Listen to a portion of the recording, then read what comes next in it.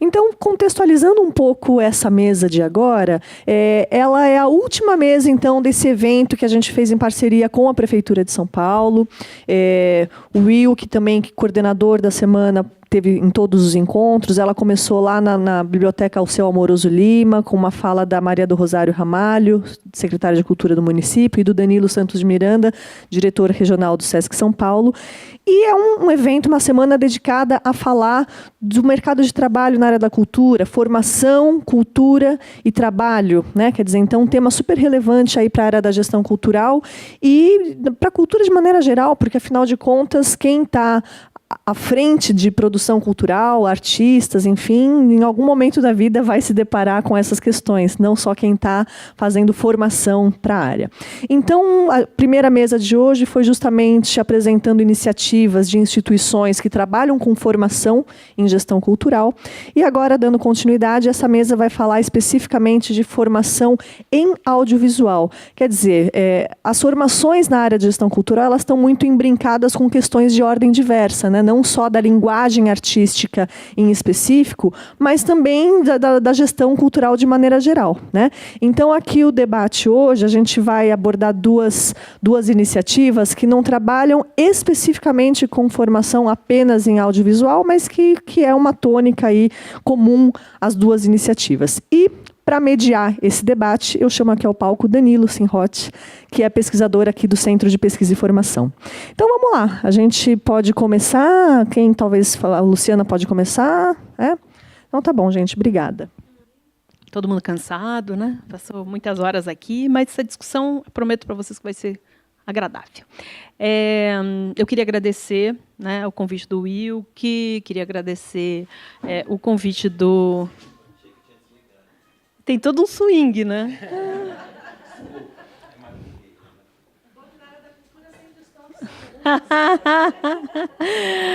Imagina, eu fiquei super ofendida. Bom, então, eu queria agradecer esse convite, brincando que eu estou morando aqui no Sesc, né? Já segunda vez em menos de 2 meses que eu estou aqui, mas é um prazer, realmente. E esse lugar aqui é uma delícia, né? É super agradável. E as pessoas trabalham aqui também, então é muito gostoso. Me chamem sempre quando vocês quiserem. Bom, só me apresentando um pouquinho para as pessoas aqui, para vocês entenderem como é que eu fui cair nesse mundo. Na verdade, minha formação... direito, depois fui fazer cinema, depois de velha, né, depois fazer mestrado, doutorado. E uma coisa que me chamou a atenção é que a gente tem um encontro enorme de pesquisadores na área de cinema, que é a Socine, uma entidade que já existe há muitos anos. Mas me chamou a atenção a ausência de reflexões sobre a formação em cinema e audiovisual no Brasil. Isso era uma coisa que eu falei, olha, é sobre isso que eu quero discutir. Tinha algumas pesquisas na área de formação em cinema, em primeiro e segundo grau. Isso, na verdade, é uma coisa que há muito tempo é mesa da Socine.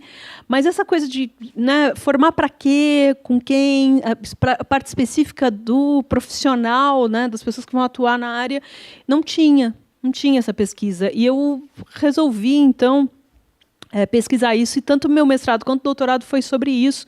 E é muito interessante porque depois eu tenho essa coisa de, né, talvez uma coisa meio advogada, mas um certo pragmatismo de achar que você precisa, na verdade, pesquisar pensando em compartilhar as coisas, né, no que isso efetivamente não ser só um prazer pessoal, né?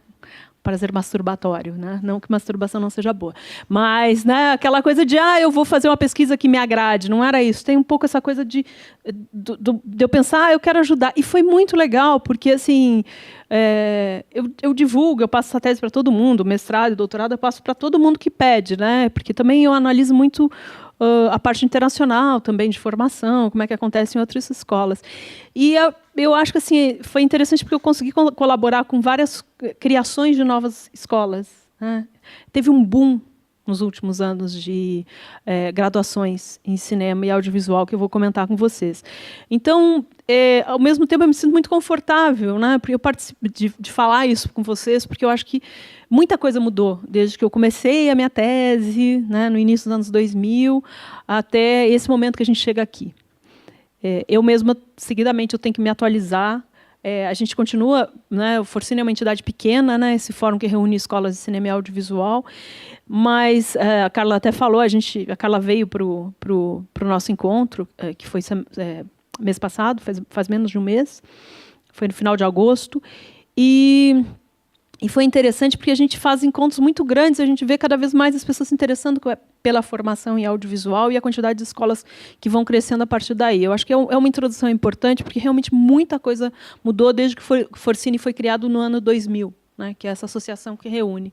Muita coisa mudou mesmo. Eu queria só... vocês conseguem me avisar para eu falar só uns 20 minutinhos, senão eu pego a palavra e vocês vão ter vontade de me matar aqui, jogar uma... Bom, a formação em audiovisual sofreu muito preconceito, a formação em cinema, né? Agora eu ando treinando para falar cinema, audiovisual, acrescentar o audiovisual também, porque o povo de cinema, durante uma época, né, fazia um pouquinho de eu faço cinema, eu não faço audiovisual. Isso foi sendo superado também, mas hoje em dia até eu, de vez em quando, eu tenho que lembrar que é importante falar audiovisual, e às vezes eu esqueço agora, falar em cinema é importante. Então, a formação em cinema, ela sofreu muito preconceito. Não só aqui no Brasil. As pessoas realmente tinham um empirismo muito grande, do tipo, você só vai aprender na prática, universidade para quê?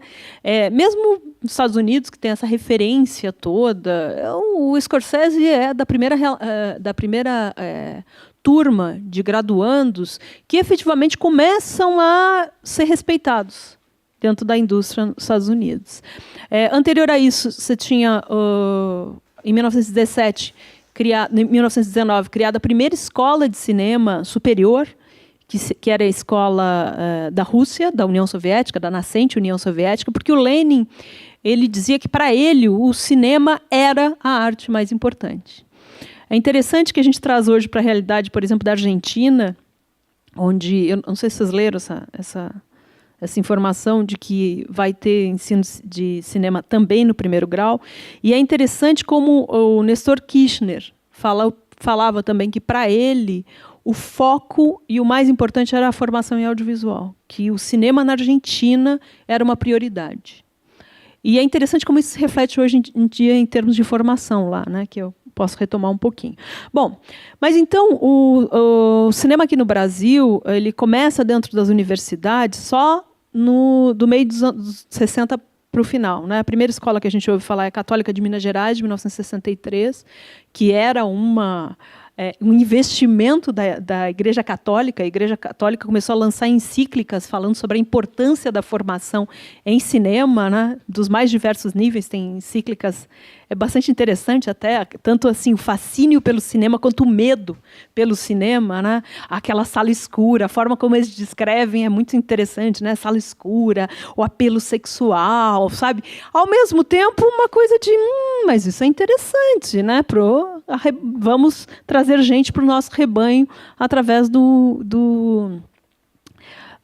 ensino do cinema. E isso passou a ser um investimento da Igreja Católica, tanto em termos de cineclube, quanto em termos de criar diversos cursos de formação. Então, a história da formação de cinema aqui no Brasil está muito vinculada tanto o preconceito de você não precisa fazer, quanto muitos cineastas que iam embora do país quando queriam fazer algum curso superior, quanto esse investimento inicial nos cineclubes. Então, o espaço dos cineclubes eram os espaços onde as pessoas faziam discussões mais aprofundadas sobre cinema. Então, um pouco essa ideia da formação mais teórica estava voltada para os cineclubes. Ao passo que existiam alguns cursos, né, cursos livres, né? Até hoje fala bastante sobre isso, existiam vários cursos que tinham ligação direta com uma tentativa de políticas de estúdios aqui no Brasil, né? Então, a gente não tinha muitos profissionais formados aqui, aliás, não tinha ninguém profissional formado, ou vinham de fora. Então, fotógrafos, por exemplo, veio vários fotógrafos da Argentina, fotógrafos que vieram de fora e outros profissionais que vinham de fora, e eles acabavam contribuindo com esses cursos que eram cursos livres. Então, a reflexão sobre cinema ficava muito voltada para os cineclubes, enquanto a formação mais técnica do cinema ficava dentro dos cursos livres, né? Tinha esse tipo de cisão. Então, nesse quadro, em 63, é criada a primeira escola de cinema dentro de uma universidade aqui no Brasil, que é a Católica de Minas Gerais. Depois disso, e aqui, paralelo a isso aqui, também a Escola São Luís, também, né, formação de padres, onde o Reichenbach estudou, o Carlão estudou, a Ana Carolina, né, e que tinha professores como André Tonati, Persson também. E depois disso, em Brasília, a experiência da UNB, a criação do primeiro curso de cinema numa universidade pública. Eu fico pensando muito eu ando pensando muito no Darcy Ribeiro, né? Ele tinha uma frase, porque ele foi o reitor da UNB, né? E ele tinha uma frase que era muito interessante, que ele dizia assim, que o foco da universidade tinha que ser a formação artística, para qualquer profissional. Ele falava assim, engenheiro forma milhares, médicos formam milhares. Agora, formar um Oscar Niemeyer demanda trabalho, cuidado, dedicação. Então, ele defendia, e a ideia inicial é que todo mundo teria essa formação inicial em artes, não importa o que as pessoas fossem fazer. Então, o básico inteiro seria de artes. Que diferença porque a gente está vendo hoje, né? Por isso que eu tenho pensado tanto nele, viu? Porque é muito chocante isso, né? Da visão de que todo mundo precisa ter arte, inclusive dentro da universidade, até a visão de que arte não precisa, você não precisa refletir sobre isso. É triste, né? Porque a gente às vezes acha que a gente tem uma tendência a achar que a gente anda para frente e às vezes quando a gente vê a gente está correndo a passos largos para trás. Bom, depois disso a gente tem a criação da Escola de Comunicações Culturais, que até teve uma atividade aqui que foi muito boa, né, coincidindo com os 100 anos do Paulo Emílio, onde foi criado, então, esse curso de cinema, e da Federal Fluminense, da Universidade Federal Fluminense, que também é um curso de cinema criado pelo Nelson Pereira dos Santos, e primeiro curso privado dentro de uma universidade que tem um funcionamento mais regular, que é o da FAP, no início dos anos 70. Gente, a partir daí, muita coisa mudou mesmo.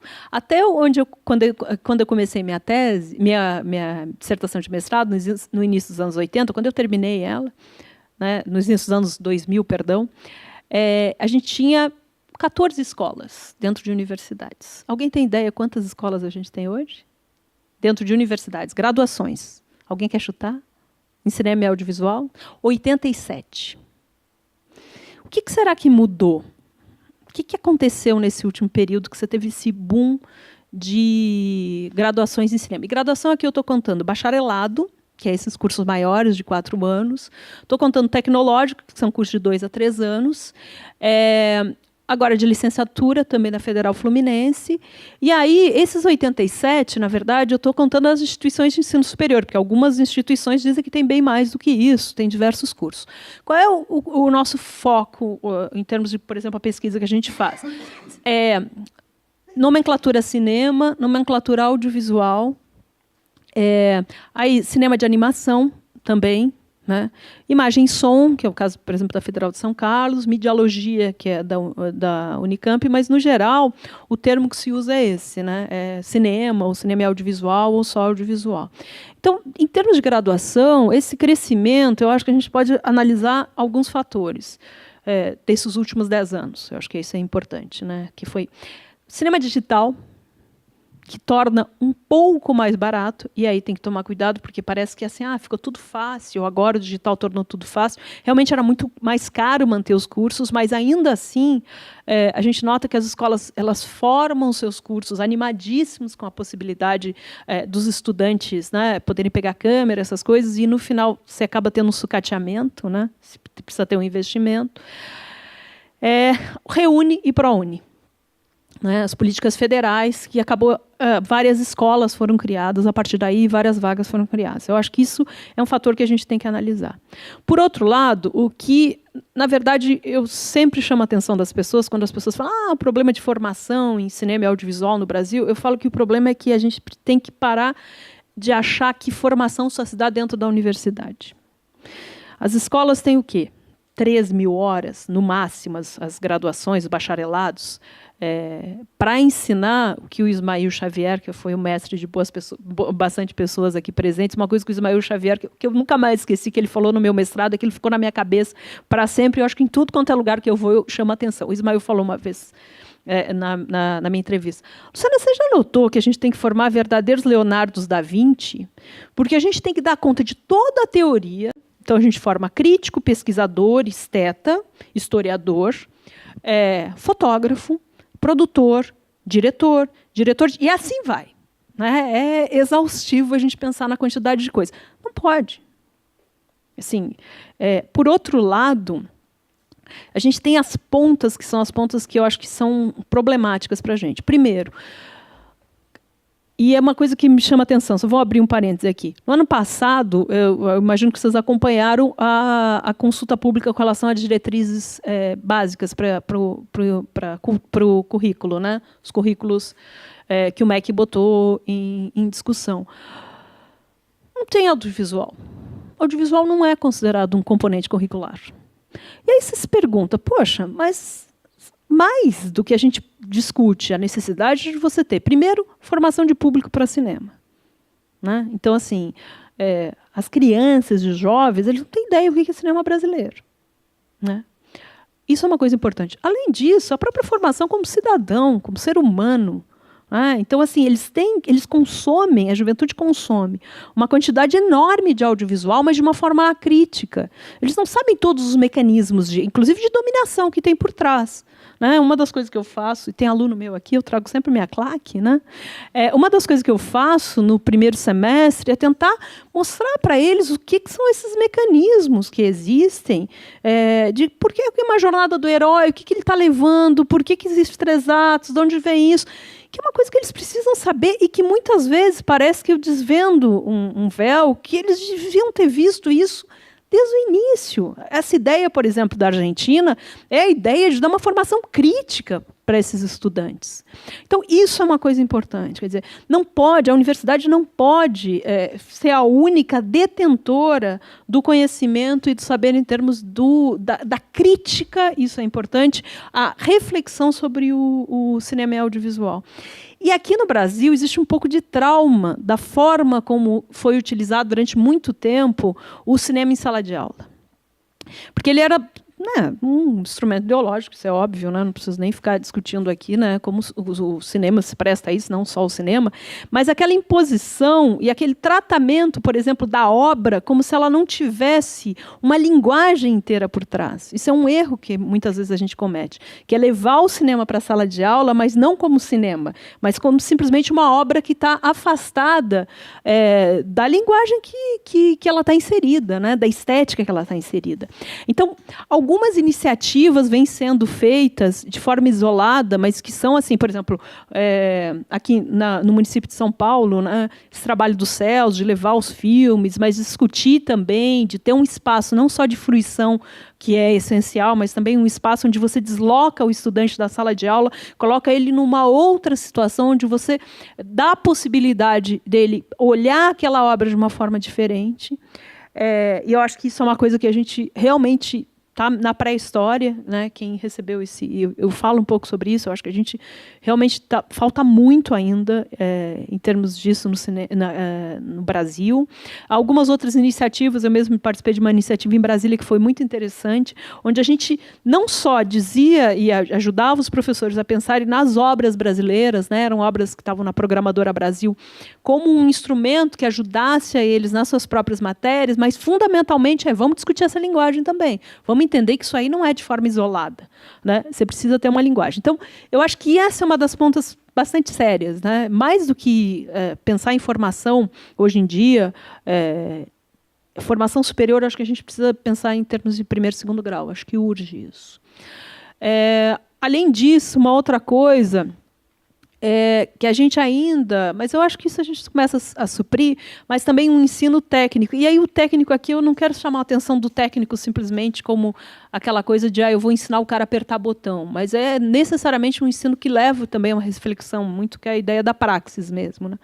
Eu acho que a gente ainda precisa também começar a desenvolver esse tipo de coisa aqui, que a gente chama de setores médios, setores técnicos na área de cinema. Então, isso eu acho que é uma das pontas que a gente ainda precisa atingir. Por outro lado, tem uma outra ponta, que eu falei para você, está tudo dentro das graduações, né?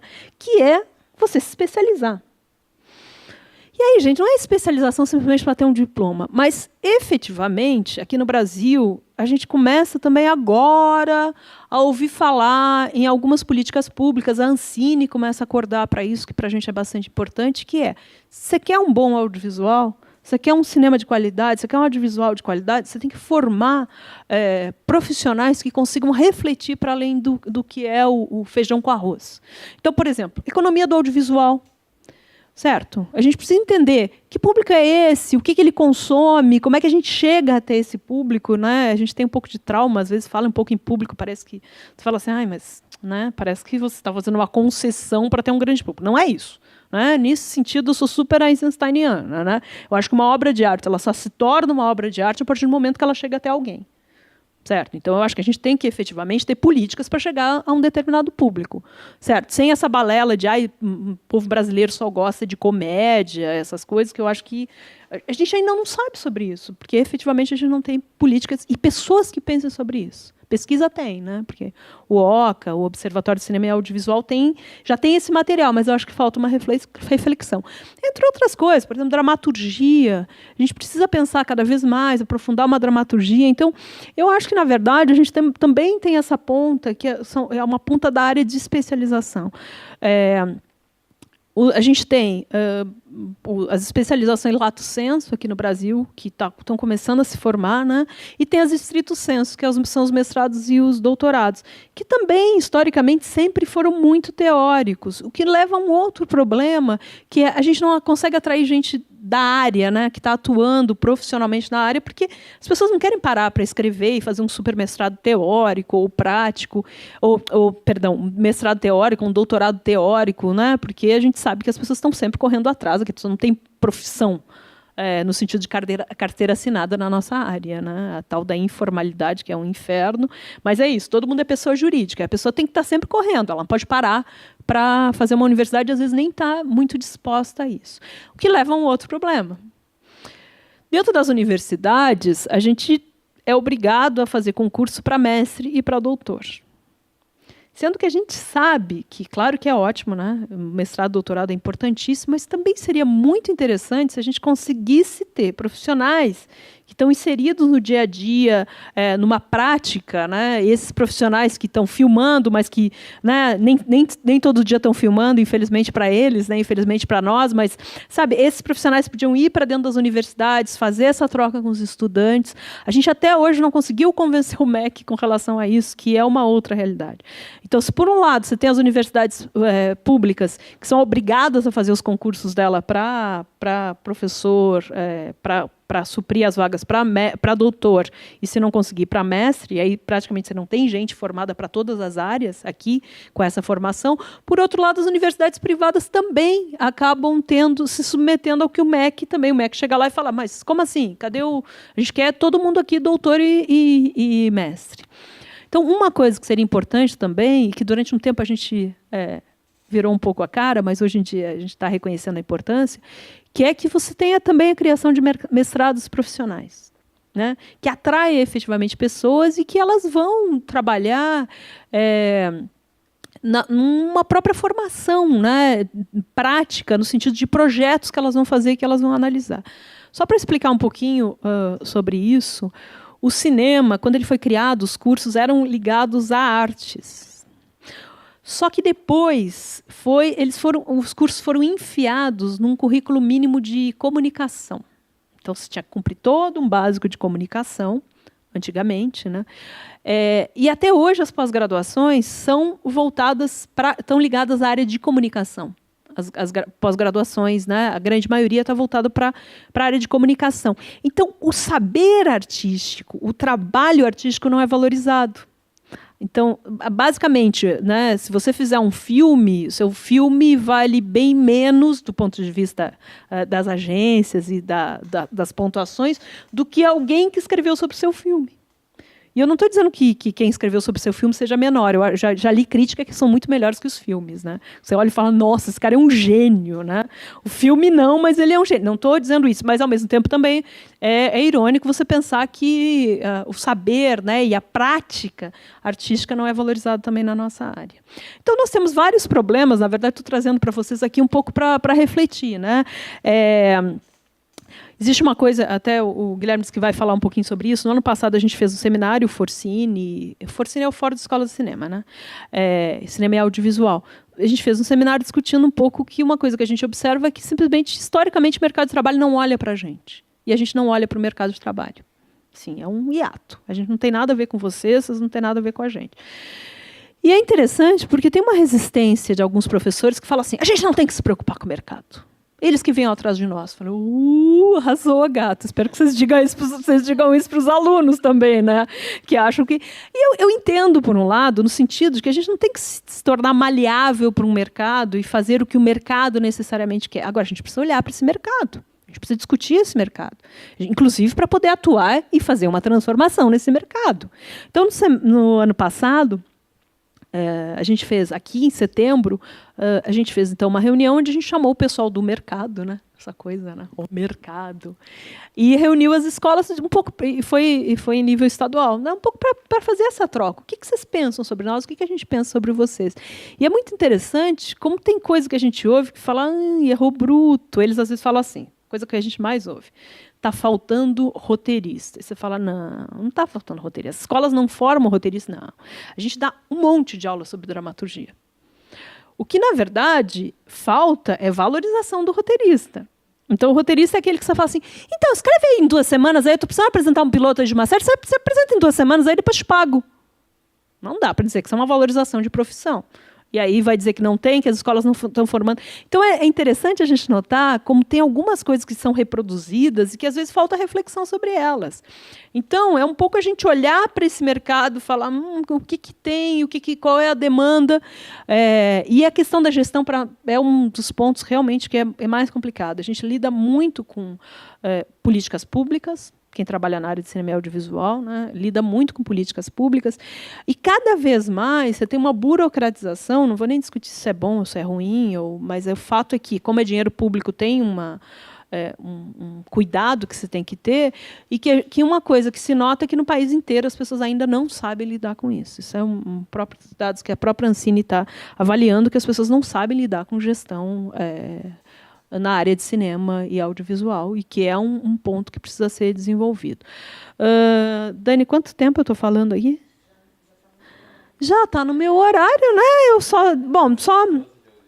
Bom, obrigada. Que fofo, vou falar isso para você também. Então, vamos lá, gente. Alguns dados só para vocês saberem com relação ao que a gente vem produzindo de pesquisa, né? A gente tem 22 bacharelados.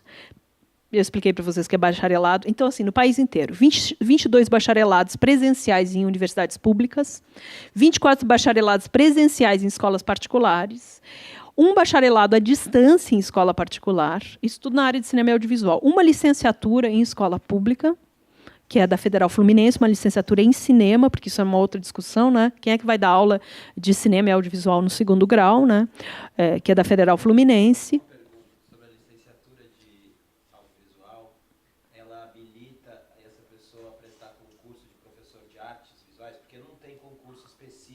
Para cinema. Então, é uma briga que eles estão tentando. É uma briga, né? Ainda não está resolvido ainda, né? E isso era uma coisa que a gente discutia também quando. O que acontece? Só explicando um pouquinho. Entrou em consulta pública as novas diretrizes, né, do ensino básico e fundamental, né? Como eu falei para vocês. Vocês acompanharam? Não sei se vocês acompanharam. Entrou em consulta pública, não tinha audiovisual, aí fomos nós e a Socine. Tentamos reunir com o MEC simplesmente não fala com a gente, nunca falou. No caso do Forcine, a gente nunca conseguiu que o MEC falasse com a gente, eles acham que não tem nada a ver com isso. Aí a gente foi até o MINC, e o MINC nem estava sabendo disso. Aí você fala assim, bom, que coisa louca, né? Que coisa descolada isso, né? Uma política federal E o Ministério da Cultura não discutiram com o Ministério da Cultura o que seria isso. Então, simplesmente, cinema e audiovisual não entraram nesse. E uma das coisas que a gente falava, bom, tá bom, mas o que vai dar essas aulas? Também é importante a questão da licenciatura, né? Se você entrasse E outro dado que é importante também é que foi aprovado aquele famosa lei Cristóvão Buarque, né? Que agora precisa passar filmes em sala de aula. E é uma discussão aqui. Tá bom, passa filme brasileiro, passa em sala de aula, mas que discussão que vai fazer? Quem é que vai fazer? Então, eu acho que tudo isso é uma política casada de licenciatura. Bom, continuando. 1 tecnológico presencial em escola pública e 36 tecnológicos presenciais em escolas particulares e 2 tecnológicos à distância em escolas particulares. Reparem, esse é o crescente. O tecnológico é o queridinho do momento no Ministério da Educação. Oi? Mas assim, eu não sou contra, gente, de verdade. Eu acho que tem coisas ali, porque pode ser um curso mais rápido.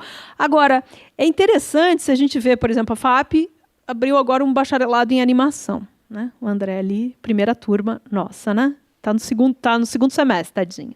Ele é a nossa cobaia. Agora tem um de animação. Aí, o que acontece? Vai um MEC lá e fala assim, para que curso de animação? Não precisa desse negócio, não. Aí você fala assim, amigo, claro que eu não falei isso, né? Brother, irmãozão. Aí você fala assim, gente, aí uma coisa que aí eu comecei, para ajudar o coordenador, eu comecei a juntar tudo que tinha de deliberação da Ancine, do MINC, dizendo que a animação é prioridade no Brasil. Então você fala, é tanta coisa descolada, gente. E aí eles falavam assim, então tá, então vocês querem abrir animação. Por que vocês não abrem um curso de cinema? A gente fala, não, a gente já tem um curso de cinema desde os anos 70 aqui. Então tá. Então faz assim, abre um tecnológico. A gente acha que é importante, o bacharelado, para ter uma formação mais profunda. Né? Não é simplesmente você ensinar animação, você tem que... Foi uma briga de foice. Conseguimos aprovar um bacharelado. Mas existe uma forçação aí de criação de tecnológico. Mais uma vez, não estou dizendo que é ruim. Não estou mesmo dizendo que tem ótimos cursos de tecnológico. Mas a questão é, né, acelerar a saída dentro da universidade, né, porque são cursos menores. Então, é isso. Dos 87 que eu falei para vocês, você tem 36 tecnológicos em escolas particulares, 1 em escola pública e 2 à distância em escola particular, né? Que também para a gente é uma coisa meio doida, né? Cinema à distância, né? E aí uma outra coisa que eu acho só para concluir, não, 2 coisas. Menti para vocês. Primeiro, a disparidade, né? Entre esses cursos regionais. 59% está no Sudeste. 18% no Nordeste, 13% no Sul, 7% no Centro-Oeste e 3% no Norte. Vocês veem que é uma disparidade muito grande. Ao mesmo tempo, por exemplo, o pessoal de Belém, que eu tenho bastante contato, né, da Federal do Pará, uma coisa que eles falam é que eles têm a maior dificuldade de discutir com os alunos até onde eles vão fazer estágio, né? Porque você não tem essa prática constante lá, e gente, produtoras, isso é uma coisa que tem que ser levada em conta. E, por fim, em 2006, a gente aprovou, e eu falo que a gente aprovou porque foi realmente um texto do Forcini, a gente apresentou para o Ministério e foi o texto que foi adotado. Então, desde 2006, a gente tem diretrizes curriculares dos cursos de cinema e audiovisual que estabelecem todos os parâmetros.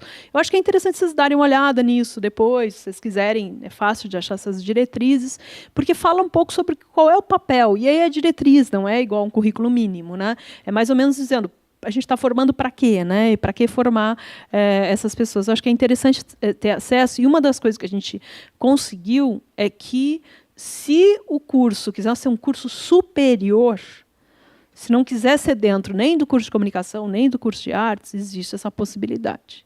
Certo? Então, na verdade, os cursos a gente conseguiu aprovar que o MEC entenda. Só que depois o MEC, às vezes, ele dá um destrambelhado e fala, não é isso que está aqui, mas basicamente é isso. Muito obrigada, desculpa, eu falo pra caramba, eu sei disso, tenho consciência disso, e eu juro que eu não falei nada, quase, mas eu estou aqui para debater com vocês, pelo menos até às 6, porque depois eu tenho que dar aula, porque eu sou operária de ensino, né? Obrigada.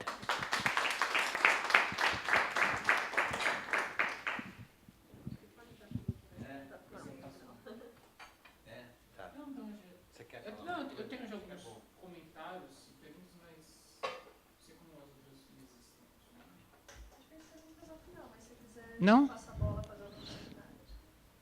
Tá, não vamos fazer o seguinte, então. Fala você primeiro, que daí eu já junto tudo. E aí a gente faz o debate. Bom, boa tarde. Estou super feliz de estar aqui. Meu nome é Guilherme. Fiquei super honrado com esse convite. Trabalho atualmente na SPCine, num projeto específico, que é o Circuito SPCine de Salas de Cinema. Quem não conhece a SPCine é uma empresa de cinema e audiovisual, foi criada por uma lei municipal em 2014. Era um pleito antigo do setor audiovisual em São Paulo, ter uma agência, uma estrutura pública com uma figura jurídica um pouco mais dinâmica do que a administração direta, um pouco inspirado, para o bem e para o mal, na experiência da Rio Filme, no Rio de Janeiro. E quando eu digo para o bem e para o mal, no sentido de que acho que o modelo da Rio Filme é uma referência, mas é uma contra-referência por outro lado. E nessa gestão municipal foi criado, não estava no plano de governo inicial do prefeito, por uma articulação aí política, produtiva, do setor do audiovisual em São Paulo, logrou êxito essa história de promulgar essa lei, que, enfim, foi uma articulação no primeiro ano de gestão, e essa lei passou em 2014, mas, efetivamente, a SPCine está completando agora 2 anos de existência. Uma finalidade, basicamente, de ser uma empresa que atue nas diversas áreas do setor audiovisual na cidade, né? Fomento à produção, então, desenvolvimento mesmo do mercado de produção audiovisual, compreendido amplamente, cinema, televisão, games, animação, conteúdo web, essas coisas novas aí. Eu não estou tão velho para estar tão velho, mas coisas que são novas aí, cinema transmídia, cinemas imersivos e coisas assim desse universo, e que, enfim, a SPCine também se propõe. Agora, sendo uma estrutura pública, é uma empresa pública de capital misto, ou seja, ela tem um financiamento, por enquanto, todo o seu financiamento é de recurso público, municipal, e também convênios com a Agência Nacional do Cinema, com a Ancine. Na articulação política que fez ela acontecer, havia a pactuação do governo do Estado de São Paulo de que participaria do capital da empresa e também da sua política, mas, apesar de isso ter dado força para ela passar, ser aprovada, quase que por unanimidade na Câmara dos Vereadores, em 2013, depois o governo do Estado não fez valer esse apoio, esse aporte financeiro. Então, basicamente, a SPCine sobrevive com recurso municipal, ela tem um contrato de gestão com a Secretaria Municipal de Cultura, recursos da Prefeitura, e desenvolve, junto com a Ancine, linhas de investimento. Agora, sendo, como eu falando, uma empresa pública de cinema e audiovisual para São Paulo, ela tem essa perspectiva, sim, de fomento ao mercado. Então, ela vira aí um agente no mercado para financiar, para fomentar, mas ela tem e deve ter um compromisso e uma finalidade com o desenvolvimento de políticas públicas, não só de fomento, de outras questões, de formação, de exibição, de distribuição, que é mais complicado, quer dizer, tudo é complicado, dentro desse setor. E, enfim, aí eu fui convidado para ir para a SPCine depois de uma experiência prévia na prefeitura, trabalhando com formação. Fui gestor do processo de implantação do Centro de Formação Cultural da cidade de Tiradentes e, por conta disso, acabei sendo gestor também da experiência curta, boa por um lado, difícil por outro, do Pronatec Cultura, especificamente, e algumas outras modalidades do programa, e acabamos reestruturando uma instituição dentro da prefeitura, que era antiga já, existia desde 2004, que foi uma luta antiga aí, dos anos 2000, que é a Fundação Paulistana de Tecnologia, Educação e Cultura. É uma organização da administração indireta, foi criada no governo. A gente recriou, fez uma lei que reestruturou essa fundação, justamente para fazer avançar políticas de formação, não formação escolar, da educação pública formal, mas formação técnica, formação profissional no âmbito da prefeitura. Essa fundação, acho que é importante retomar, um pouco porque acho que o meu papel aqui é trazer a minha experiência. Eu me formei, vou falar um pouco disso, me formei em cinema, rádio, TV, audiovisual na ECA, me tornei um profissional do audiovisual e acabei indo trabalhar com política pública, um pouco pela minha militância, mas não à toa, um pouco por acreditar que uma das grandes debilidades do audiovisual no Brasil é um pouco a dificuldade e o campo um pouco restrito, pouco acessível de quem faz, de quem consegue fazer, viver de audiovisual e construir narrativas e discursos audiovisuais, né? Isso não é uma questão de achismo, né? É um fato, é um dado, é uma área difícil, é uma área marcada por algumas dificuldades. Eu estava falando dessa fundação porque ela foi reestruturada, quando ela foi criada na Prefeitura de São Paulo, foi antes de algumas políticas do governo federal, como o ProUni, Reúne, como a expansão das federais. Então, na cidade de São Paulo, que é um pouco a experiência que eu tenho, tinha uma demanda por formação técnica, por ensino superior. É uma experiência prévia à USP Leste também, prévia também a um pouco uma expansão que se observou nos últimos anos de ETECs, mesmo que escolas técnicas e tal. Então, foi um pleito naquele momento de criar uma estrutura que permitisse criar a universidade da cidade, da cidadania, da cidade de São Paulo, que criaria, na lei dela, escolas técnicas e cursos superiores geridos pela Prefeitura de São Paulo.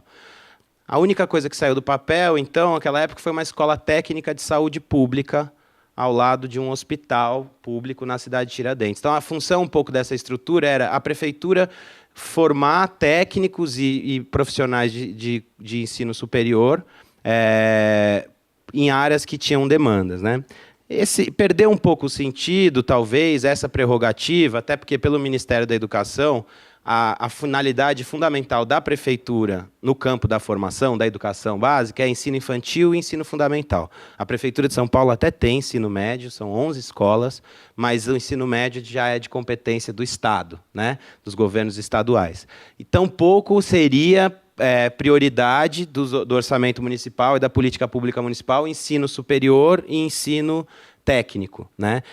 Mas isso não é proibitivo. A gente tem vários exemplos no Brasil de prefeituras que têm faculdades, que têm ensino técnico, se criam aí as suas fundações e tal.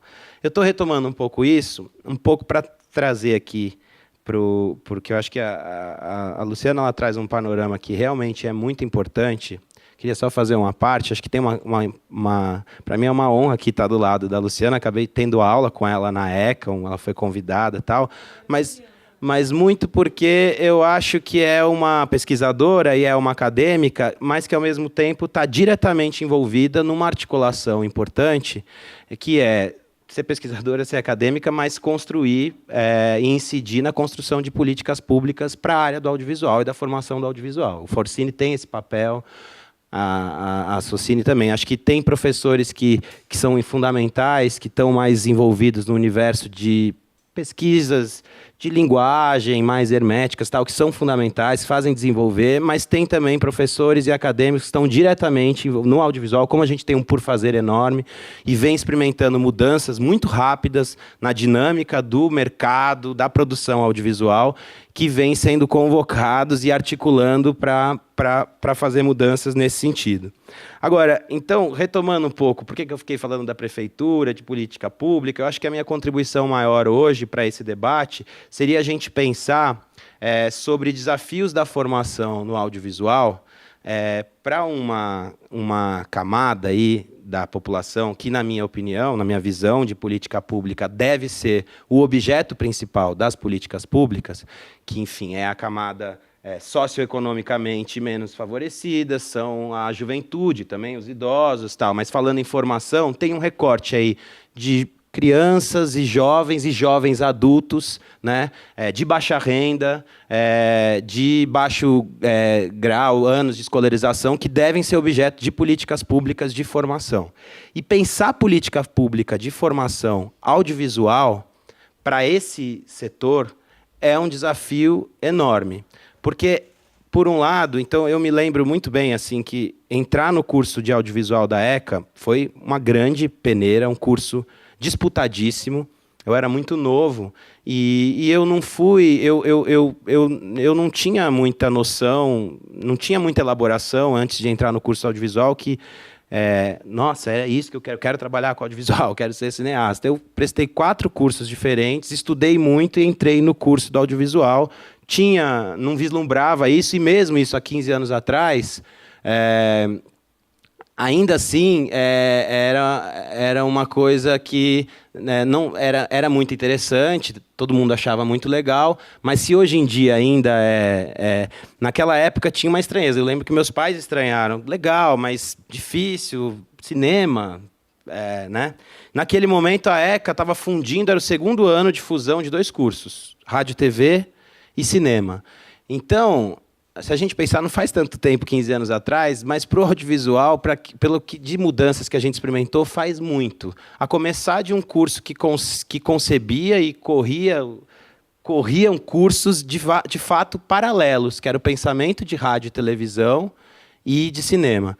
A gente ainda pegou, até o Caio está aqui também, ele foi meu veterano, pegou o 1º ano desse curso do audiovisual. A gente pegou a ECA, nesse curso novo, experimentando muito, com muita potência, muitos professores interessantes, mas muitas fragilidades, né? Fragilidades técnicas, né? De laboratórios, de equipamentos, fragilidades de como pensar esse audiovisual como audiovisual mesmo, e tudo mais. E eu me lembro que uma das coisas que ali já, até porque eu tinha uma militância, culminou de eu ir fazer a ECA, também mudar de região da cidade. Tinha morado 10 anos no Campo Limpo, então experimentei a minha ascensão acadêmica, entrei na USP, e meus pais mudaram de casa, a gente mudou para um bairro mais central, aqui a Pompeia, mas eu já tinha uma militância, assim, uma paixão um pouco pela questão cultural e uma vivência desse campo cultural nas periferias. E quando eu entrei na ECA, uma das coisas que mais me moveu um pouco a pensar, a refletir, era, puxa, será que aquilo que a gente vai experimentar de formação aqui, ou os meus pares, a gente dá conta do ponto de vista de repertório? Tinha um recorte de classe e de raça muito claro, literalmente, né? Até a ECA, a gente tinha alguns companheiros que vinham de escola pública, mas eram muito poucos. Eu não tinha na minha turma nenhum colega negro. Tinha ainda a questão de mulher e homem, era até mais ou menos, mas, e ao mesmo tempo, a gente começava a experimentar, depois de um período muito difícil, na minha opinião, que foram os anos 90, que é o período que eu cresci nesse período, passei os anos 90 na Zona Sul, no Campo Limpo, um período dramático mesmo, de muita violência urbana, de dificuldades. Os anos 90, a gente não tinha muitas dessas políticas sociais que hoje a gente defende, de acesso à educação e tudo mais, a gente não tinha, né? Mas então a gente começou a ver, no início dos anos 2000, o campo cultural e artístico nas periferias começar a experimentar uma nova atmosfera, um novo contexto de organização e tudo mais. E no audiovisual, eu acho que era o campo artístico de produção onde encontravam-se talvez as maiores dificuldades. Talvez por essa questão de que o audiovisual ele é complexo do ponto de vista de meios de produção, ele é complexo do ponto de vista de acesso à formação, né? E ele necessita de formação. E não é formação só uma graduação que dá conta, é uma formação constante e tudo mais. Então, eu acabei me engajando um pouco, né, nessa seara de como a gente pensar o campo do audiovisual, da produção audiovisual e da formação audiovisual de forma mais democrática, né? E acabei, então, me engajando com parceiros e colegas que, naquele momento, estavam se organizando aí nas bordas da cidade.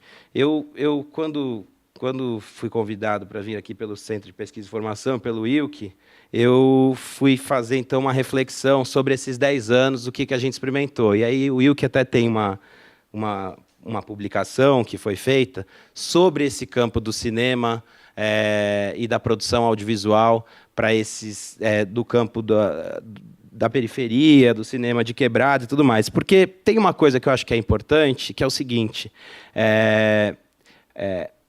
a expressão audiovisual, querer fazer, querer trabalhar, querer atuar no audiovisual, para alguns, como eu, não foi uma vontade que surgiu quando eu entrei na universidade. Eu era muito novo, então eu não tinha muito noção disso. Para muitos companheiros desse campo que se engajaram culturalmente, começaram a produzir cultura de alguma forma, ela era mais do que um caminho profissional, era uma necessidade, né? Então, eu quis fazer aqui, retomar um pouco uma experiência que a gente teve naquele momento, em 2006, 2005, 2006, que foi quando a gente se conheceu, que eu acho que ali, nesses 10 anos, que é um pouco o recorte que eu vou fazer, a gente começou a tentar desenhar algumas possibilidades de política pública de formação em audiovisual, que foi, em 2005, a Prefeitura, através da sua Coordenadoria da Juventude, e junto com vários grupos que já estavam de jovens, que tinham passado por experiências de oficinas audiovisuais, porque o primeiro contato de muitos desses jovens periféricos, esses jovens de baixa renda com a linguagem audiovisual, para vislumbrar até um caminho profissional de formação, através de um conjunto enorme de experiências de formação, né, que começaram a surgir. Acho que o que traz esse cenário bacana, a partir de final dos anos 90, muitas organizações sociais começaram a ter o audiovisual como ferramenta, como linguagem, para trabalhar a formação em projetos sociais diversos e tudo mais. O contato de alguns desses jovens com a linguagem do audiovisual, através desses processos formativos curtos, né, foi muito potente para alguns deles. Foi ali que muitos desses jovens falaram: putz, é isso que eu quero fazer, né? É por aqui que eu vou, né? E aí, diferente de um jovem como eu, que parte de um outro lugar, um lugar mais privilegiado do ponto de vista de socioeconômico, de escolarização e de acesso à universidade, os desafios para esse jovem que está num ensino público mais precarizado, né? Num campo que, naquele momento, há 10 anos atrás, ou até mais, já ainda é muito difícil hoje, mas era muito mais, era extremamente desafiador. Então, o que aconteceu foi que, como essas iniciativas começaram a pipocar na cidade, houve uma necessidade de se articular melhor politicamente para a gente pensar essa democratização de um acesso à formação audiovisual, para que isso passasse a ser um caminho um pouco mais concreto para muitos desses jovens, né? E aí surgiu esse Fórum de Cinema de Quebrada. E foi muito legal naquele momento, porque mesmo a USP, com todas essas dificuldades que eu coloco, esse caráter mais elitista, o curso de audiovisual tem 35 alunos, imagina, é uma concorrência enorme, era quase perto de medicina e tudo mais, mas naquele momento a gente conseguiu minimamente uma interlocução com a universidade, porque muitos pesquisadores também na universidade estavam enxergando que essa questão de quem faz, quem escreve, quem narra, quem está construindo as narrativas audiovisuais, ela é extremamente importante, não só do ponto de vista de responsabilidade social, que é algo que eu não gosto muito, mas por conta de contribuição estética. Meu tempo já está acabando, então, brevemente, de 2005 para cá, então a gente teve essa experiência do Fórum de Cinema de Quebrada e de tentar fortalecer esses coletivos. A partir daí, esses coletivos, cada um deles foram buscando seus caminhos para tentar construir um caminho mais sólido de formação no campo audiovisual. Eu queria fazer um recorte aqui, que é o seguinte: se a gente cresceu muito no ensino superior, e isso é verdade, e isso é fundamental, e isso tem modificado o campo de trabalho, no ensino técnico, na oferta de ensino técnico, não só técnico profissionalizante, mas as possibilidades de formação que não são curso superior, regulares, como políticas públicas mesmo, elas são extremamente raras, marcadas por uma descontinuidade enorme, e isso é um desafio. Só para dizer, há pouco tempo, então, a Ancine, primeiro que assim, ETEC de audiovisual, curso técnico regular na cidade de audiovisual, a gente tem um, que foi criado em 2011. É a ETEC Roberto Marinho, altamente competitiva, ela tem um vestibulinho super competitivo, tem ótimos professores, mas uma infraestrutura técnica que deixa muito a desejar, né? A gente tem uma experiência que, às vezes, é complexo falar de política pública, porque é uma instituição privada, mas que a prefeitura é parceira há muitos anos, que é o Instituto Criar.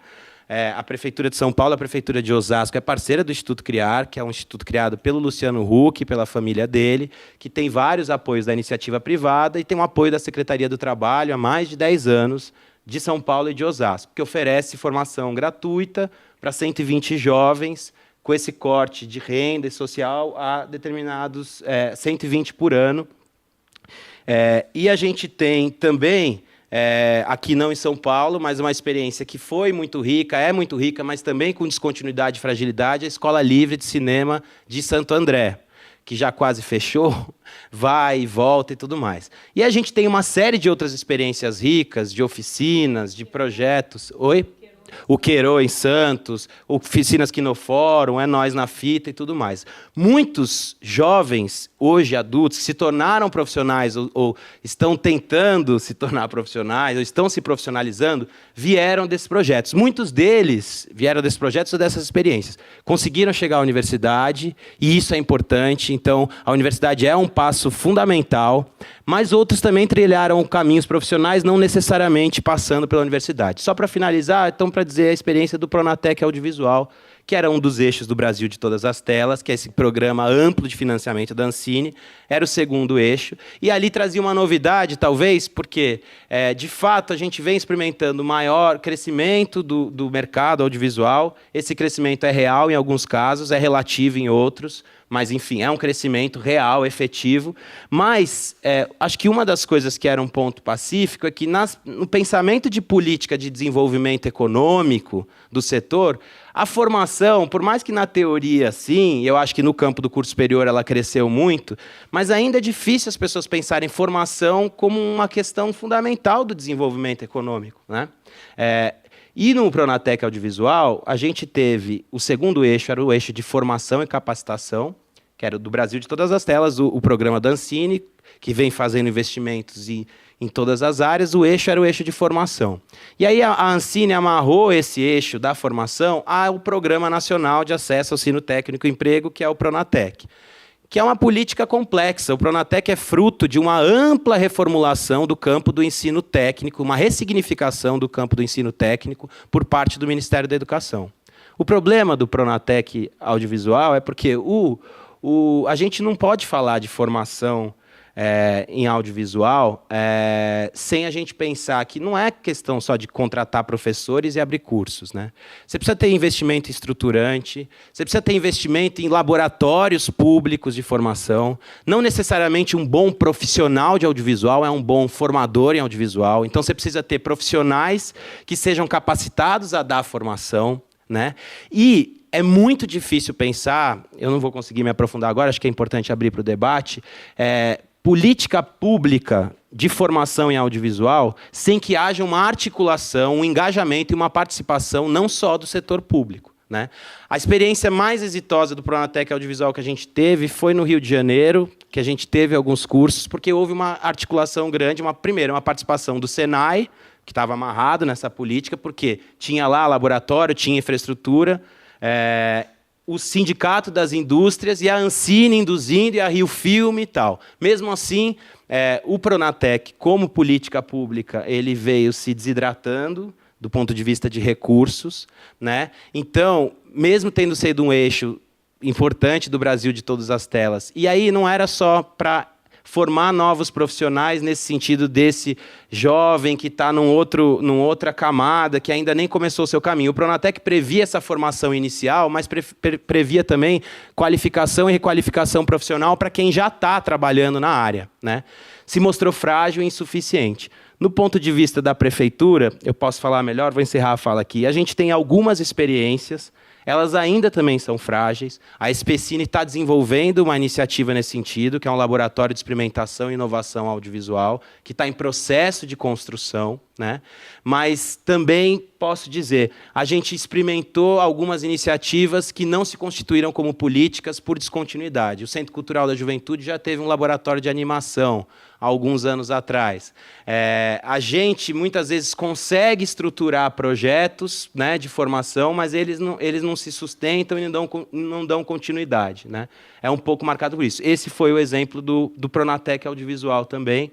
E eu acho que, enfim, eu só acho que é importante a gente ter um olhar. Eu acho que acabou criando-se um preconceito no Brasil com a questão. A gente tem uma cultura importante, por um lado, mas eu acho que é complexa, por outro, do curso superior, do bacharelado, né, como caminho legítimo de formação. E ele é, de fato. Para algumas áreas, eu acho que é fundamental, talvez para quase todas. Mas eu acho que a gente nunca vai ter curso superior suficiente para a demanda que as pessoas têm por formação.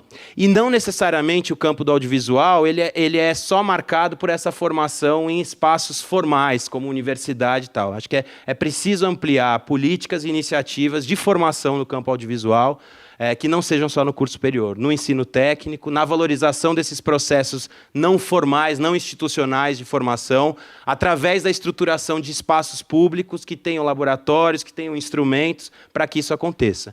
Do ponto de vista da prefeitura, e eu acho que aqui do Estado também, na cidade de São Paulo, a gente também está um pouco na pré-história aí, e eu acho que a gente tem aí, saindo de São Paulo, tem outras iniciativas que começam, às vezes, de um jeito parece feliz, promissor, como o Polo de Paulínia, que era um polo de fomento à produção, mas tinha um investimento em formação, mas que também se descontinua, e aí a gente vê os laboratórios obsoletos, sem, de fato, uma política de formação de profissionais, formadores, que se sustente ali. Eu acho que isso... E aí, quando a gente vai olhar para o mercado, que nem ela, sem medo de ser feliz, conversar com as empresas e tudo mais, tem um discurso uníssono, tem demanda, está faltando profissionais e tudo mais. Beleza, tem demanda, mas de fato a gente não está conseguindo enfrentar o desafio de pensar que uma política de formação é uma coisa que tem resultados em longo prazo, médio e longo prazo, e que a gente precisa fortalecê-la agora. No caso do Brasil de Todas as Telas, foi uma tristeza a gente não ter conseguido ter mais tempo de tentar consolidar o Pronatec Audiovisual.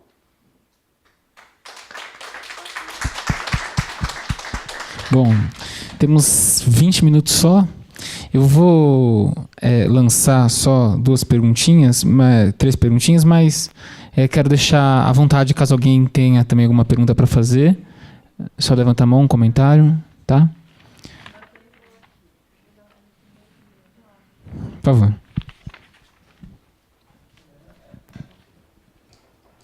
Para o Guilherme, na verdade, para a Luciana também, na verdade. Eu lembro que a Luciana também deu formação em ONGs, enfim. Queria que você falasse um pouco dessa experiência do campo informal também, não só do campo formal, né? E o Guilherme, memória, que ele falasse... Oi? Boa memória. Isso. E que o Guilherme falasse um pouco... a SPCN tem um braço de formação e a SPCN está pensando, enfim, embrionariamente lançar cursos de formação na área do audiovisual, que o Guilherme um pouco falasse sobre esses cursos aí.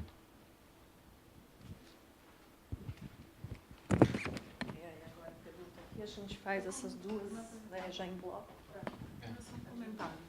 Meu não é pergunta, é só comentar e parabenizar, porque eu acho que as duas falas elas vão ao encontro, elas são, né, complementares, enfim, elas na verdade estão na mesma linha, dizendo que todas essas iniciativas de junção, de conversa, de espaços de fórum, né, de debate, de tensionamentos, são fundamentais para todos os campos. Vocês trazem a experiência do cinema e audiovisual, mas eu acho que para o campo da cultura também, né? Não somente essas reuniões que se discuta a formação, né? O que tanto Guilherme, eu acho que na sua fala ficou muito demarcado isso, esse espaço da formação que não precisa estar somente na universidade, mas em todos esses lugares, mas o que o olhar principal é o olhar do campo, né? O que ficou demarcadíssimo, e aí está totalmente ligada à fala da Luciana, nesse caso, o campo do cinema e do audiovisual. Então, assim, a experiência que vocês trazem é uma experiência maravilhosa de debate entre camadas, né, enfim, ou vários outros espaços de formação, ensino médio e outros espaços não formais, para que, na verdade, se unam as forças para os campos. Então, eu acho um grande modelo para várias áreas seguirem. Obrigada pela fala de vocês. Tem mais um comentário aqui, acho que que a gente encerra, senão não dá tempo da gente eles responderem. Obrigado. Boa tarde. Assim como o pessoal do teatro é convidado, às vezes, para participar do cinema, sendo que, às vezes, isso não é o intuito, né? O cara faz teatro, tem até alguns preconceitos de professores mais antigos que acham que a pessoa que fez o teatro não deva servir o cinema, que é uma coisa sagrada e tal. Hoje mudou muito, mas ainda tem, né, um pessoal meio assim. Hoje, com o grande crescimento na web, né, de comerciais voltado ao vídeo, eu vi uma pesquisa recente aí que praticamente 85% a 90% das propagandas de empresas no mundo vai ser na parte de vídeo até 2019. E em relação a isso, igual o artista, o ator de teatro versus o cinema, o pessoal do vídeo, dos pilotos, essas coisas aí rápidas, de 1 minuto 5, a relação disso com o cinema. Nessa crescente que vai ser uma febre, já está sendo, né, uma grande febre. Acho que agora eles podem comentar. Tá. Quer começar, Guilherme? Pode ser você. Vocês vão me desculpar porque eu tenho que dar aula, por isso que eu estou meio angustiada, que eu tenho que sair correndo, como eu falei, sou peão de ensino. Eu acho que, assim, pegando alguns pontos em comum das falas, e uma coisa que o Guilherme falou, uma coisa que eu sempre pergunto, assim, eu dou aula numa universidade que... Desliga a câmera. É cara. Brincando. Mas E a procura é enorme. Assim, os cursos são super procurados, é uma briga para entrar, a gente não perde aluno... Não, perde às vezes, mas assim, eu lembro quando eu formei com 8 pessoas, e hoje em dia as turmas se formam assim, eu vou à formatura com 60 alunos, 70 alunos formando cinema. E uma coisa que a gente se pergunta é onde é que vai parar esse povo todo? E é interessante que as pessoas estão trabalhando, né? Talvez a gente pensar esse recorte de classe, né? Estão trabalhando, porque já tem contatos, essas coisas todas. Agora, a gente está amplamente, muito ligado com a ideia da presença de políticas públicas. Porque a gente sabe que, por exemplo, para ter cinema no Brasil, você precisa ter política pública para isso. Ele não vai se autossustentar. Não é a realidade nossa, não é essa. É possível que outras políticas que foram sendo feitas, por exemplo, a política de cotas de conteúdo brasileiro independente nos canais de acesso condicionado, você começa a ter uma demanda em termos de mais obras para ocupar. Mas isso ainda, mais uma vez, isso também a gente está na pré-história. Eu acho que a ideia de uma indústria do audiovisual, se um dia ela tiver aqui no Brasil, e eu digo se um dia, porque isso também demanda soberania nacional, demanda política de soberania, demanda política de comprar briga com os tubarões do cinema internacional, que até agora a gente não teve, de verdade, ninguém com coragem de fazer isso. Então, eu acho que isso tudo está muito interdependente. Se a gente pensar que quando o Collor entra e acaba com a Embrafilme, acaba com as políticas, acaba com o Ministério da Cultura, a gente ficou sem nada de cinema brasileiro. Minto. Os curtas-metragens seguiram sendo feitos. Acho que isso é uma coisa que a gente sempre tem que chamar a atenção. Curta-metragem seguiu sendo feito. O resto não tinha mais nada em termos de cinema brasileiro. Foi um agente laranja, né? Ele destruiu tudo por onde ele passou. Então, eu acho que a gente tem que pensar que a gente está passando, na verdade, por um momento interessante onde, sim, é possível que tenha as pessoas que terminem os cursos, e aí vai muito nesse sentido. Eu dei aula em ONG, está lembrado? Onde, assim, era uma moçada que realmente tinha muita vontade de fazer cinema, porque cinema é uma coisa que fascina. As pessoas tem gente que entra achando que vai andar pelo tapete vermelho. Agora tem gente que entra lá porque acha realmente que é um espaço de colocar a sua voz. E aí é importante também chamar a atenção que é uma coisa que a gente também tenta trabalhar sempre, é uma voz coletiva, né? Porque também tem um pouco a coisa do individualismo dos tempos atuais. É muito difícil as pessoas entenderem a necessidade de trabalhar coletivamente, né? Isso é uma briga grande também. Mas eu acho que, assim, é esse espaço, e que o Guilherme chamou muito a atenção, que não pode, e eu também chamei a atenção, não pode ficar dentro de universidades. Quer dizer, o espaço das ONGs, né, que era o trabalho que era feito, ainda existe lá? Não é uma pena, né? Que eram oficinas que eram feitas, o pessoal, os meninos recebiam bolsa para fazer os cursos, era muito interessante. Eu acho que isso, gente, se vai ter trabalho ou não, eu acho que uma coisa que eu sempre digo para meus alunos, você não vai ter emprego, né? Tenha consciência disso. Não existe emprego na nossa área. Dificilmente alguém vai ter carteira assinada. Certo? Então, assim, vai pensando em férias FGTS, sinto muito, não é para você isso. E eu estou feliz com isso? Não, eu acho uma pena. De verdade, porque é uma precarização das relações de trabalho que a gente tem no audiovisual. Porque não tem indústria? Não sei. Pode ser. Ou talvez porque a lógica seja da informalidade, que, na verdade, é a lógica da exploração. Né? E isso é um problema. Então, assim, só para chamar a atenção, eu acho que a gente está num crescente, não sei se a gente vai ter um retrocesso agora, né? Aqui tudo é construção, aqui tudo parece construção, já é ruína, né? Isso que o Wilco estava chamando a atenção, do sucateamento, que as coisas vão passando. Então, acho que, assim, existe um crescente do trabalho em termos de audiovisual, né? Não só para quem tem formação em nível superior.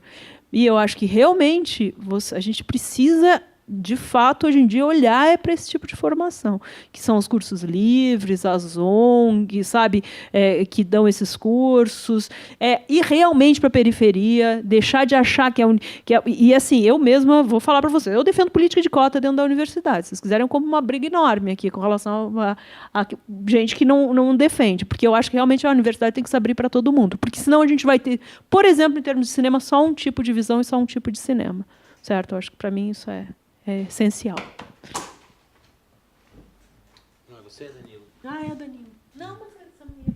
Você já respondeu Não. as questões? Não, mas você não tinha uma... não respondi. Vou responder brevemente, então.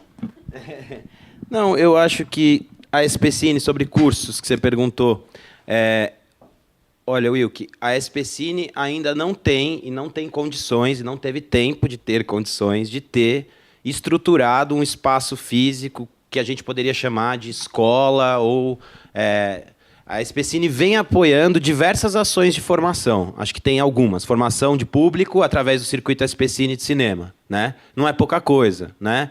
180 mil espectadores, colocando salas de cinema em lugares da cidade que a gente não tem, mapeando um pouco essa questão e com um público que já há muito estava apartado do acesso ao cinema, né? A gente falar de cinema é promissor e tudo mais. A gente chega esse ano ao número de salas de cinema que a gente tinha em 1979, com um país com muito mais população, né? O cinema brasileiro vem aumentando, mas ainda a participação de mercado diante dos gigantes americanos é pequena. Assim, se a gente tem um desempenho de 20% de bilheteria nacional com filme nacional, é um glória a Deus, porque a maior parte dos filmes são estrangeiros, a distribuição está na mão dos norte-americanos e tudo mais. Agora, vem experimentando, então, formação de público, formação para o mercado, então, encontros de produtoras independentes, distribuidoras e tal. Há um projeto em desenvolvimento, que é o Laboratório de Experiências e Iniciativas Audiovisuais, que acho que, além de, não sei se vai ser uma estrutura de cursos regulares, formais, mas vai ser um espaço de pequenos produtores para poder se desenvolverem, se formarem, com processos formativos conjuntos. E agora a gente vai experimentar uma experiência, experimentar uma experiência é bom, que tem a ver com esse Bolsa Trabalho também, que é para justamente pegar esses egressos de experiências de coletivos, de instituições, de cursos técnicos, porque a gente tem hoje em São Paulo muita gente, aí já fazendo associação com a pergunta dele sobre a web, de fato, a web virou um espaço de experimentação, um espaço de difusão e tal, muito poderoso. Para ter uma noção, o Filmagens Periféricas é um coletivo antigo de cinema e audiovisual da cidade de Tiradentes.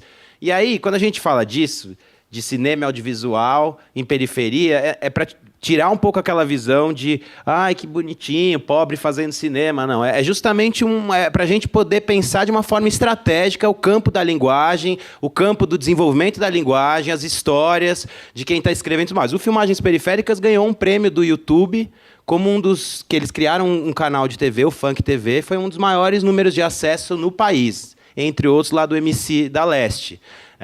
Então, a web tem sido um espaço... Muita gente sai da web e faz TV, tem um trânsito, né? E TV, e o web estão se tornando mais ou menos a mesma coisa. A gente vai agora começar a regulamentar vídeo on demand no Brasil, que é uma área que está em crescimento. Então, eu acho que é um espaço muito potente, né?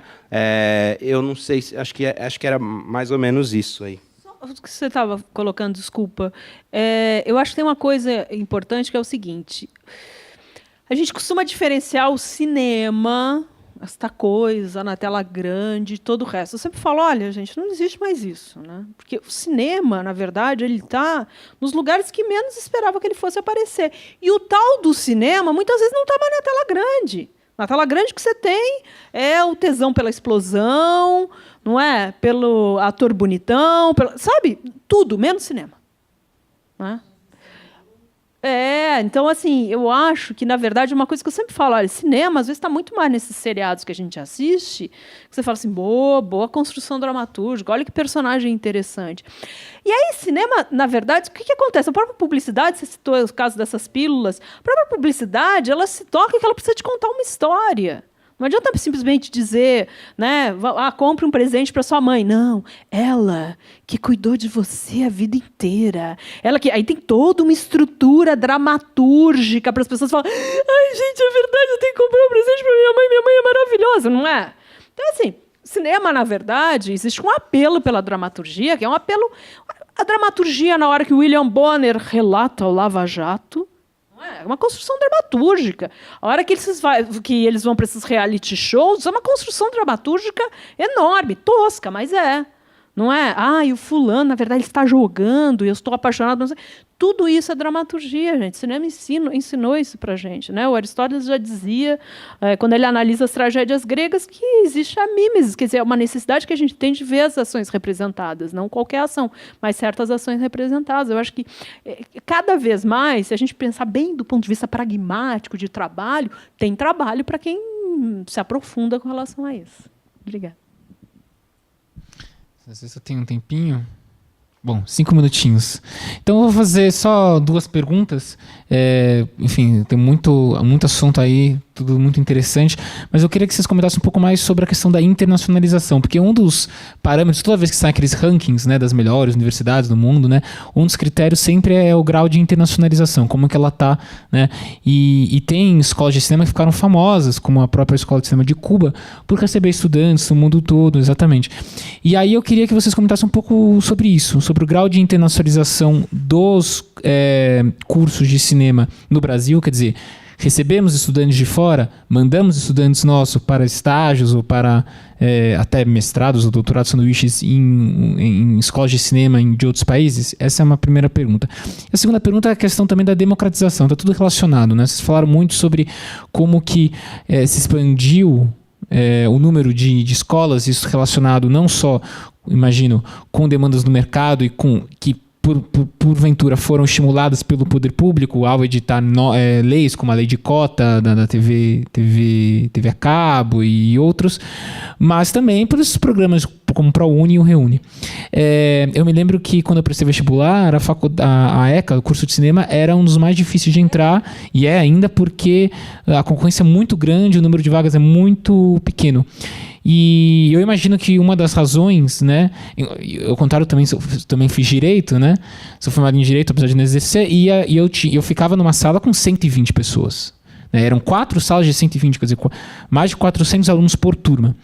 E o que se comentava é que não podia ter uma classe de 120 alunos do curso de cinema, não querendo nivelar por baixo, nivelar por cima, inclusive a tendência no próprio curso de direito as classes diminuíram, mas, enfim, em razão até dos equipamentos, né? Porque é um curso que demanda esse tipo de coisa. E cada vez mais eu vejo, também é interessante, né? Você citou o Ismael, quando o Ismael fala, a gente tem que formar Leonardo da Vinci, filósofos, né? E cada vez, com o avanço tecnológico, né, você vê, não que o diretor ele precise saber, mas ele precisa pelo menos ter noção de noções de engenharia, que eu não sei, né, até que ponto nas faculdades de cinema aqui ele tem, né, engenharia de som, engenharia de efeitos especiais, esse tipo de coisa, né? Talvez questões que há 20 anos não eram apresentadas. Então, eu queria que vocês comentassem, primeiro, a questão da internacionalização, segundo, a questão de como conciliar a democratização do acesso com essas demandas, por turmas reduzidas, que, em razão, inclusive, da própria dinâmica própria, né, do curso de audiovisual, que exige que o aluno tenha acesso a equipamentos caros, equipamentos escassos. Isso tudo em 5 minutos. 5 minutos, só isso, gente. Vocês querem que eu faça malabares enquanto eu respondo? Então, olha só. 2 minutos, na verdade, porque eu levei 3 minutos só para fazer a pergunta. Tá bom. Bom, vamos lá. Questão da internacionalização. Você citou a ICTV. A ICTV ela foi criada, né, a Escola de Cuba, ela foi criada para ser uma escola realmente internacionalista. Eu estudei lá e fiz, é uma coisa realmente era muito impressionante, né? Mas foi sendo sucateado também, né? Então no início a proposta ela ser gratuita, depois ela acabou sendo paga mas é uma experiência realmente interessante. Eu acho que tem uma coisa que a gente passa aqui no Brasil, que é esse problema de ser esse país quase um continente e que não se sente um país da América Latina. Então, a gente tem uma certa dificuldade, por exemplo, para receber, para se relacionar com a Argentina, para ter uma relação com o Uruguai. Mas, sim, recebe bastante até. Menos do que seria o ideal. Então, muitas vezes, os estudantes vão fazer intercâmbio, mas ele tem que bancar o seu próprio intercâmbio, é uma coisa cara. Aí, se for o caso da Europa e dos Estados Unidos, tem todo o problema de ser hemisfério norte, então não casa o período escolar lá com o nosso período escolar. Então, assim, existe. A USP recebe muito estudante de fora, a própria FAAP recebe bastante estudante de fora, mas eu acho que é muito pouco. Eu acho que tem uma iniciativa que eu, de verdade, gente, eu morro de medo, né? Vocês podem notar que eu estou bem incomodada com algumas coisas, mas, por exemplo, a UNILA. A UNILA é uma universidade latino-americana, tem um curso de cinema super legal que começou lá, e ela tem cota para bolivianos, e eu não lembro quais são os países. Foz, né? UNILA, ela fica em Foz do Iguaçu, ela é na fronteira, e ela tem cota. Então, é muito interessante essa ideia de realmente você ter uma escola latino-americana aqui no Brasil. Se vai continuar, não sei. Porque aí vem a segunda questão, que é a ideia do sucateamento. As escolas foram criadas, certo? As universidades foram criadas. Eu falei, cresceu muito o número de universidades no país. Se essas universidades públicas vão conseguir se manter, e realmente... Uma coisa que a gente, pelo menos uma coisa que eu sempre defendo, assim, gente, a gente não tem que correr atrás, e os nossos alunos entram com aquela coisa de vou apertar os botões, vou pegar a melhor câmera, a última. Você fala, calma, você veio aqui para adquirir repertório. Mas é evidente que esse repertório, no nosso caso, ele se adquire também na experimentação. Certo? Ele precisa experimentar, ele precisa ter o laboratório ali, ele precisa ter a câmera ali, não precisa ser a de última geração, calma. Sabe, tem ótimos filmes sendo feitos via celular, né? Que não me ouça as universidades no geral, mas tem. Porque a grande questão é como você conta a história e como aquilo se adapta. Eu continuo defendendo que os cursos são maravilhosos para você formar a sua equipe. Isso é uma coisa que todos, desde que os primeiros cursos de cinema do mundo foram criados, as pessoas falam sobre isso. Eu saí de lá, eu discutia, eu treinava, eu experimentava com os meus colegas, saía de lá e seguia trabalhando com eles. E a ideia do repertório, que eu acho que é a coisa mais importante, sabe? Eu fiz curso de cinema, o Guilherme também. Eu acho que a coisa mais importante que a gente leva é o repertório, sabe? A reflexão que você tem sobre o ato de fazer uma obra audiovisual. Eu acho que isso é bastante importante. Agora, você precisa dar a possibilidade para experimentar. E, nesse sentido, realmente, turmas enormes não vão dar a possibilidade de experimentar.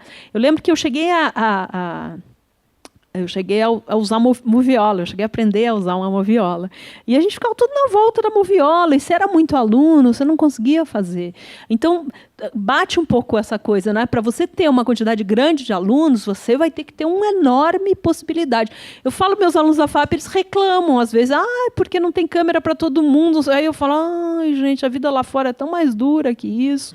Se você pegar as universidades, por exemplo, a Federal Fluminense é um curso antigo, mas que ele sofre, inunda, acontece um monte de coisa, sabe? As coisas lá estão bastante difíceis. No entanto, são às vezes os estudantes que estão mais engajados, até porque eles têm algumas facilidades, você tem a ver, a própria Globo, mas no geral é toda essa dificuldade de entender que não vai ser fácil, a câmera não vai estar disponível ali para você não vai ter a última câmera. Isso também ensina um pouco o que é lidar com o cinema brasileiro, que é precário, né? precário para alguns, vamos deixar bem claro, não necessariamente para todo mundo, porque essa coisa de que ninguém ganha dinheiro com cinema também é mentira, né? Tem muita gente ganhando bastante dinheiro explorando outros. Bom, você super rápido, se você quiser ir, Luciana, sei que você dá aula, tranquilo. Eu acho que tem muito a ver fazer um gancho dessa questão de internacionalização e democratização. Acho que tem uma coisa fundamental que a gente lembrar que uma parte muito importante da tecnologia de audiovisual não é brasileira, né? Então, a gente precisa dessa tecnologia estrangeira. Em algumas áreas, então, por exemplo, eu fui técnico de som durante muito tempo, sobrevivi sendo técnico de som direto. Todo o equipamento de som, basicamente, os melhores microfones, os melhores mixers, os melhores gravadores, eles são fabricados fora do Brasil. Alemanha, Estados Unidos, etc. e tal. Na parte de fotografia, também. Lentes e tal. Os softwares, também. Então, o cinema, essa questão da democratização é interessante você falar, ele já parte um pouco daí. Quem tem muita dificuldade com o inglês, já tem que quer trabalhar em determinadas áreas técnicas, vai pastar. Quem é da geração um pouco analógica, como eu, pasta muito se não tem uma habilidade com software, sei lá. Eu também cheguei a pegar aí no finalzinho da moviola. Mas sobre animação, por exemplo, é uma leitura, de fato, muito, muito tosca do MEC. É uma área em crescimento. Uma parte e tem tecnologia brasileira, tem expertise brasileira, vem crescendo. Mas um dos gargalos da questão da animação no Brasil é isso. Faltam profissionais e tudo mais. Eu tenho rodado essas experiências de cursos por aí. Tem isso. Tem o tal do Toon Boom, que é um software de animação. Quem está manjando desse software está encontrando um lugar de trabalho. Agora, a licença desse software é muito cara, né? E tudo mais. Então, eu acho que essa questão da internacionalização é interessante que você está falando, não na perspectiva que você colocou exatamente de mestrado e tudo mais, mas é que o universo produtivo e tecnológico do audiovisual ele é internacional, né? Também na parte dos criadores, dos artistas, muitas vezes a janela importante do cinema independente autoral se dá através dos festivais internacionais. Eles são uma janela importantíssima. Então, ingressar e vislumbrar um caminho de profissionalização no campo do audiovisual necessariamente vai passar por uma leitura internacional também. A gente lida com muito conteúdo internacional e tudo mais. E, recentemente, até para te responder, eu tenho muitos colegas, alguns abandonaram a profissão, foram fazer outras coisas, outros permaneceram, mas virou um must, para usar uma palavra gringa, fazer mestrados em outros países. Por quê? Por uma questão que eu acho que é importante, que realmente a gente não pode dizer no Brasil que a gente tem uma indústria consolidada de audiovisual. Em alguns países a gente tem. Então, algumas coisas que a gente vem experimentando agora, como, por exemplo, produção de conteúdo nacional para a TV paga, que é uma coisa que vem crescendo, que tem uma lei recente e tudo mais, e que o mercado vem... Nos Estados Unidos, eles fazem isso já há muito tempo. Tem um desenvolvimento dramatúrgico, tem uma questão de gestão, negócios, business, formatação de produtos, roteiro. Então, tem muita gente que tem condições buscando essa formação e o mercado valoriza isso. Sobre democratização, eu acho que é isso. A gente tem um caminho grande. Eu acho que, mas, ao mesmo tempo, eu vejo uma perspectiva interessante. Eu acho que, justamente, por exemplo, olhando todos os indicadores econômicos, não dá. A gente reclama muito, a gente quer muito mais, mas, de fato, o setor audiovisual vem experimentando um crescimento um pouco fora da curva de outros setores produtivos. Muito dependente, aí, política pública, literalmente, porque ele é bastante dependente, extremamente dependente do recurso público, né? Do fomento direto, da Petrobras e tudo mais. Mesmo os players aí de mercado internacional, ainda eu acho que precisa caminhar para eles colocarem mais no bolso deles e investirem diretamente. A gente está subsidiando com dinheiro também de políticas públicas uma produção que está sendo feita em coprodução com empresas privadas que estão operando, por exemplo, na TV paga. O nosso modelo ainda de financiamento ele não está colocando ainda isso é importante por um lado, porque se você deixa também só na mão do mercado, talvez aí fique ainda mais difícil de democratizar. E o mercado de produção independente, ele também está se formando. Então, falar de formação, a gente falou aqui de formação para quem nunca começou, de formação para quem está começando, tem um processo formativo que os produtores independentes estão experimentando, com os Prodaves, com as linhas de financiamento. É novo esse universo de formatação de conteúdo, de ficção seriada para televisão, nessa quantidade e tudo mais. O que eu acho é que esse crescimento econômico, por o audiovisual ser uma coisa mesmo, tão estratégica, ele tem que ser disputado do ponto de vista da democratização, do acesso à formação e à produção. É isso. Gente, desculpa, eu vou ter que sair correndo, viu? Obrigada. Bom, eu agradeço ao Guilherme, à Luciana.